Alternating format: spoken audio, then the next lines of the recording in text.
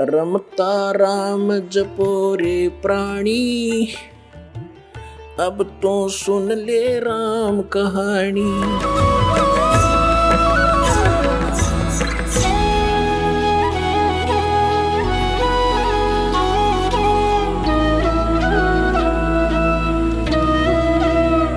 परमपिता परमात्मा पूर्ण ब्रह्म सारी सृष्टि के रचनहार कबीर देव जी,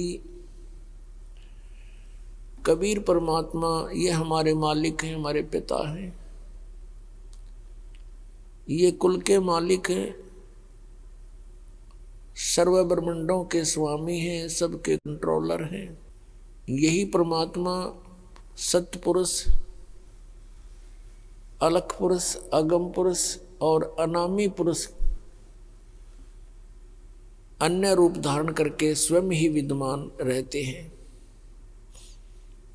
वही परमात्मा यहाँ तीनों लोकों में प्रवेश करके सबका धारण पोषण वही परमेश्वर करते हैं। हम काल के लोक में रह रहे हैं और यहाँ काल का लोक है तो शांति नहीं रह सकती प्राणी को। यहाँ कोई भी प्राणी सुखी नहीं है। हम दूर के ढोल सुहावने लगते हैं, हम दूसरों को सुखी मान लेते हैं, जिसके पास एक कार हो, कोठी हो, अच्छी पोस्ट हो, थोड़ा सा धन हो। ये सुख नहीं है, क्योंकि हमने सुख देखा ही नहीं है। 21 ब्रह्मांड में आग लगी है और कृत्रिम बाजी सभी ठगी। परमेश्वर कबीर देव जी ने स्वयं आकर के बताया है कि 21 ब्रह्मांड में कोई प्राणी सुखी हमने तो देखा नहीं, और तुमने कोई मिल जाए तो मुझे उसकी वार्ता करा दियो।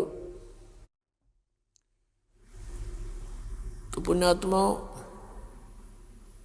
जो सुख सथल है उसको हम भूल गए, हमारे याद भी नहीं है। हमारी माइंड की नीडल, हमारे दिमाग की सुई स्वर्ग के ऊपर सेट हो गई थी कि स्वर्ग जाएंगे, स्वर्ग जाएंगे, स्वर्गवासी हो गया। अब परमात्मा ने आके बताया कि ये स्वर्ग तो कुछ भी नहीं है।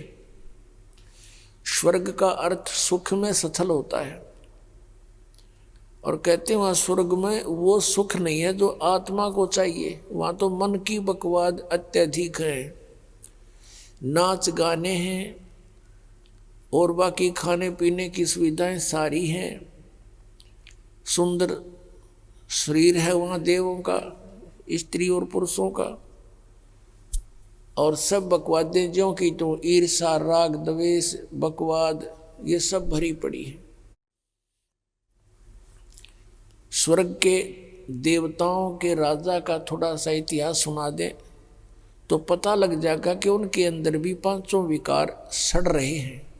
स्वर्ग का राजा इंद्र है, उसके गुरु थे गौतम जी, ऋषि गौतम, और गौतम ऋषि की पत्नी अहिला अपने गुरु की पत्नी के ऊपर वो इंद्र स्वर्ग का राजा आसक्त हो गया, और यहाँ तक बकवाद कर ली उसने। गौतम ऋषि सुबह सुबह स्नान करने जाया करते थे। उस समय अलार्म का कार्य मुर्गा करता था, तो उस इंद्र ने अपना एक देव, क्योंकि वहां राजा है देवताओं का इंद्र, उसके हुक्म में सभी कार्य करते हैं, एक शुक्ल नाम के देवता को कहा कि तू मुर्गा बनकर वक्त से बोल पड़ना। उसने ऐसा ही कर दिया। इंद्र वक्त से उठकर नहाने के लिए चल पड़ा। पीछे से गौतम ऋषि का रूप बनाकर वो अहिला के पास पहुंच गया। अपने आत्माओं, अब ज्यादा कथा सुनाने की आवश्यकता नहीं है कि उसको हम स्वर्ग कहते हैं। स्वर्ग के राजा का ये कैरेक्टर है, तो अन्य देवताओं का कैसा होगा। अब इसमें समझदार को संकेत बतेरा। अब परमात्मा ने आके बताया भाई यहाँ पर आप जहाँ रह रहे हो ये ठीक स्थान नहीं है, यहाँ से तुम निकलने की चेष्टा करो। और निकलने के लिए तरीका बताया उन्होंने कि सबसे पहले गुरु हो, और गुरु भी पूरा हो, परमात्मा का कृपा पात्र हो, सत्पुरुष को पूरी तरह से वो जान चुका हो, तत्वदर्शी संत हो। तो पुण्यात्मा, पिछला जो परमात्मा का की लीलाएं हम पढ़ते आए हैं, जैसा उनको जाना है, समझा है, वो स्वयं ही आकर के एक तत्वदर्शी संत की भूमिका किया करते हैं, और स्वयं ही वो एक संत होते हैं, स्वयं ही एक दास का रोल करते हैं। हमारे लिए उदाहरण छोड़ देते हैं कि आपने यदि भक्ति करनी है, संसार की मान बढ़ाई को नहीं देखना, सर्व ब्रह्मांडों के मालिक होते हुए, सबके दाता होते हुए, एक छोटी सी झोंपड़ी में पूरा जीवन एक जनसाधारण की तरह व्यतीत करके चले गए। वो परमात्मा थे, हमारे लिए ये सब लीला करके गए थे कि तुम अपना 90% समय इन संसार की कुरीतियों के कारण, संसारिक रीतियों के आधार से तुम व्यर्थ करते हो।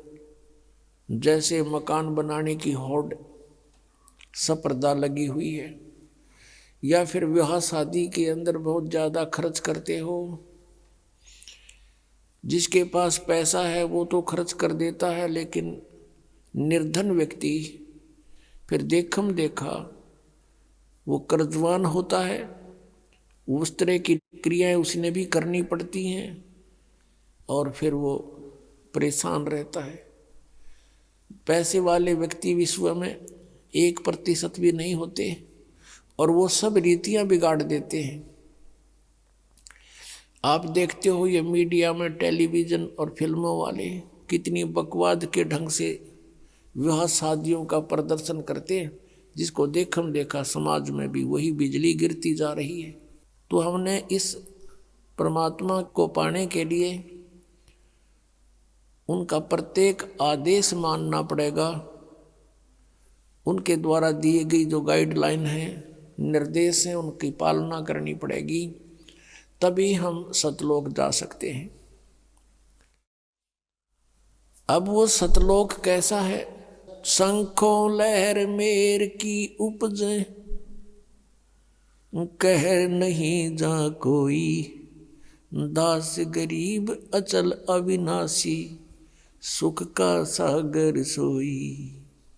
आप सुन रहे थे जगत गुरु तत्वदर्शी संत रामपाल जी महाराज जी के मंगल प्रवचन। अधिक जानकारी के लिए विजिट कीजिए हमारी वेबसाइट www.jagatgururampalji.org। संत रामपाल जी महाराज जी के शुभ आशीर्वाद से पूरे विश्व भर में 500 से भी ज्यादा नाम दीक्षा केंद्र हैं, जिन पर संत रामपाल जी महाराज जी द्वारा ऑनलाइन निशुल्क नाम दीक्षा दी जा रही है। अपने नजदीकी नाम दीक्षा केंद्र का पता करने के लिए संपर्क करें 8222880541।